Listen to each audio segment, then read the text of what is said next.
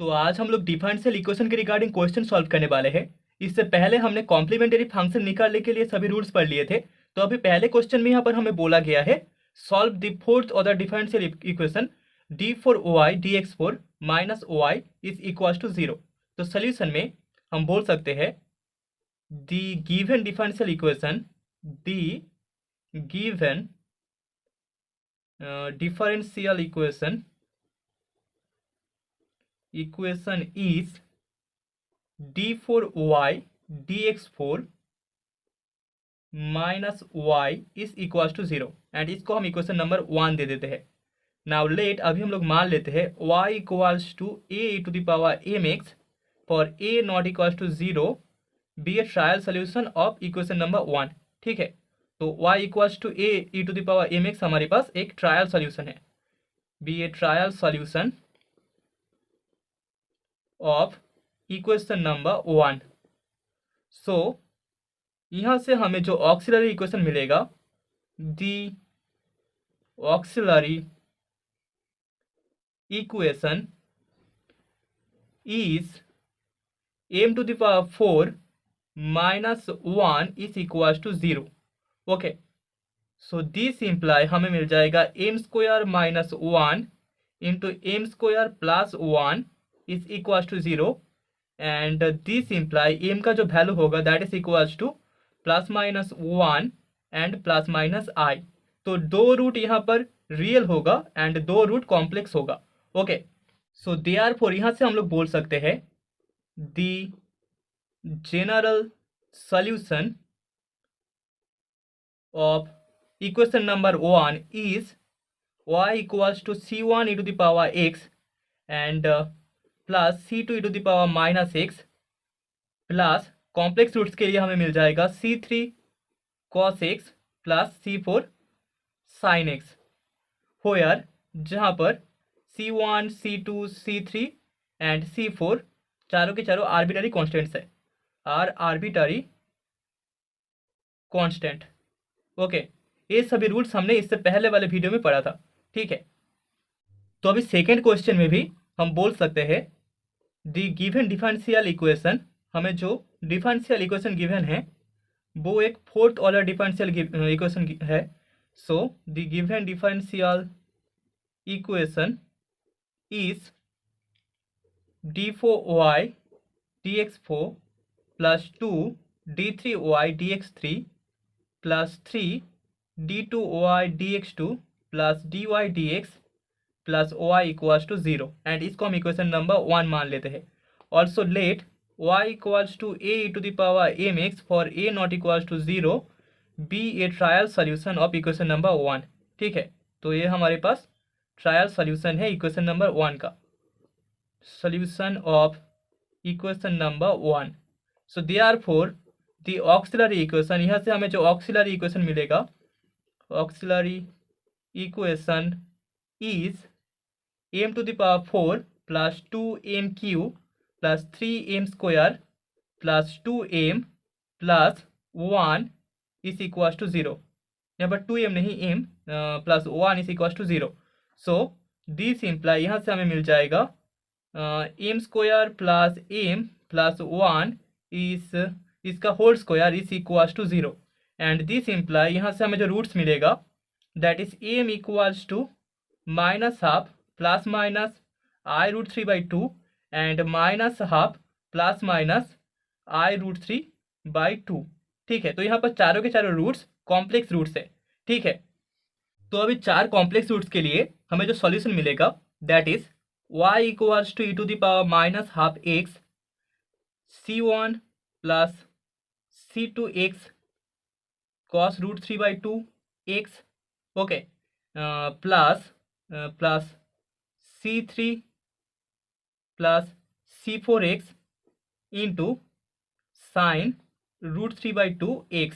ठीक है, क्योंकि यहाँ पर c1 c2 and sorry m1 equals to m2 and m3 equals to m4 hold करता है, दो दो रूट्स इक्वल है, तो यहाँ से हमें मिल जाएगा e to the power minus half into x c1 plus c2 x plus c3 plus c4 x into sine root 3 by 2 x। Okay, that is the result. Where हम बोल सकते हैं C1, C2, C3 and C4 all are arbitrary constants. Okay, arbitrary constant. तो अभी third question में हमें बोला गया है solve d2x dt2 plus 4x equals to 0 if x is equals to 3 dx dt equals to 8 at t equals to 0। And question के second part में हमें फाइंड करना होगा what is the maximum value of x। तो solution में first of all हमें जो गिवन है that is the given differential equation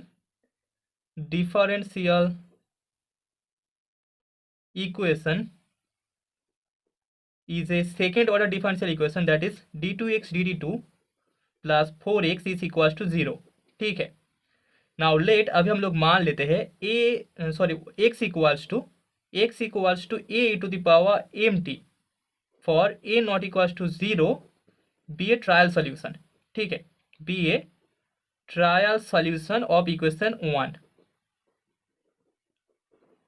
ठीक है, सो देयरफॉर यहाँ से हमें जो ऑक्सिलरी इक्वेशन मिलेगा that is the auxiliary equation is m square plus 4 equals to 0। So this imply हमें जो रूट्स मिलेंगे that is m equals to plus minus 2i। Okay, तो दोनों रूट्स यहाँ पर कॉम्प्लेक्स रूट्स है। So therefore the general solution of equation number 1 is हमें मिल जाएगा x equals to c1 sin 2t plus c2 cos 2t where जहाँ पर c1 एंड c2 दोनों आर्बिटरी कॉन्स्टेंट्स है and c2 are arbitrary constants. Okay, so यहाँ पर हमें जनरल सॉल्यूशन मिल चुका है। सो यहाँ से दिया पर हम बोल सकते हैं इसका जो t के रिगार्डिंग डिफरेंशिएशन होगा that is dx dt equals to होगा 2c1 cos 2t and minus 2c2 sin 2t। ठीक है, तो अभी हमें पुट करना होगा x equals to 3 and dx dt is equals to 8 at t equals to 0। ठीक है, तो यहाँ पर जो पहला इक्वेशन है इसमें अगर हम x इक्वल्स टू 3 पुट कर दे x equals to 3 that is equals to हमें मिल जाएगा c1 साइन 0 का वैल्यू 0 होगा मतलब कि 0 आ जाएगा प्लस c2 इंटू कॉस का वैल्यू क्लॉस 0 का वैल्यू होता है 1। ठीक है, मतलब कि हमें c2 इक्वल्स टू 3 मिलेगा एंड dx dt इसका वैल्यू अगर 8 पुट कर दे so that is equals to यहाँ से भी हमें मिल जाएगा 2c1 minus 0। So this imply यहाँ से 2c1 इक्वल्स टू 8 होगा मतलब कि c1 इक्वल्स टू हमें 4 मिल जाएगा। तो c1 equals to 4 and c2 equals to 3। So therefore हमें जो सॉल्यूशन मिलेगा that is x equals to 4 sin 2t plus 3 cos 2t। Okay, that is the required solution. तो फर्स्ट पार्ट हमने prove कर दिया है। तो अभी क्वेश्चन के सेकेंड पार्ट में हमें x का मैक्सिमम वैल्यू फाइंड करना होगा एंड हमारे पास x इक्वल्स टू है 4 sin 2t plus 3 cos 2t। ठीक है, सो देयरफॉर यहाँ से dx dt का वैल्यू होगा equals to 8 cos 2t minus 6 sin 2t। Okay, and d2x dt2 that is equals to हमें मिलेगा minus 16 sin 2t minus 12 cos 2t। Okay, now dx dt equals to 0 imply करेगा 8 cos 2t minus 6 sin 2t is equals to 0 and this imply tan 2t is equals to 4 by 3 and this imply t equals to होगा half tan inverse 4 by 3। Okay, तो also हम बोल सकते हैं 8 cos 2t minus 6 sin 2t is equals to 0, dx dt equals to 0। तो यहाँ से this imply cos 2t divided by 3 is equals to sin 2t divided by 4 is equals to 1/5। ठीक है, so this imply cos 2t is equals to 3/5 and sin 2t is equals to 4/5। ठीक है, 8 cos 2t equals to 6 sin 2t। यहाँ से हम लिख सकते हैं cos 2t divided by 3 is equals to sin 2t divided by 5 is equals to 1/5 and this imply हमें cos 2t का वैल्यू मिलेगा 3/5 and sin 2t का वैल्यू मिलेगा 4/5। ओके, सो देयरफॉर हम बोल सकते हैं d2x dt2 इक्वल्स टू हमें मिल जाएगा -16 इंटू साइन 2t मतलब कि 4/5 minus 12 into cos 2t that is 3/5। सो इसका वैल्यू इक्वल्स टू -20 होगा जो कि 0 से छोटा है।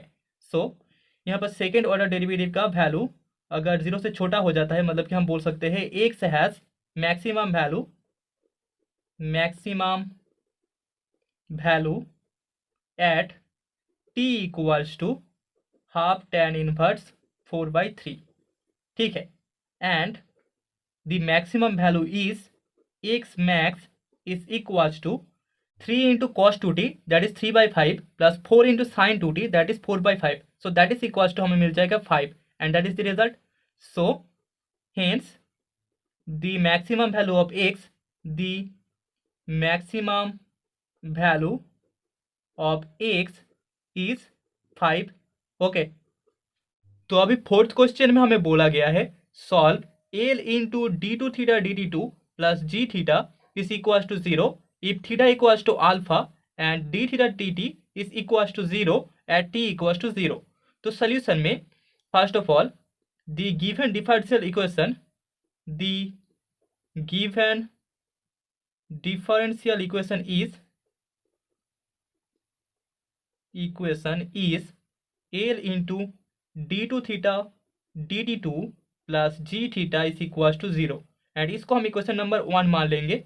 Now let theta equals to a e to the power mt for a not equals to 0 be the trial solution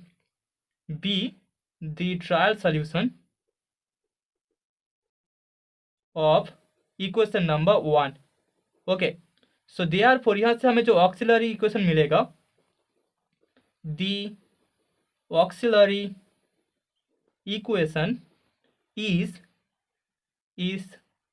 L into m square plus g equals to 0। so this imply m square equals to हमें मिलेगा minus g by l and this imply m equals to होगा plus minus i into root over g by l। ठीक है, तो दोनों roots यहाँ पर complex roots है। So therefore the solution of equation number 1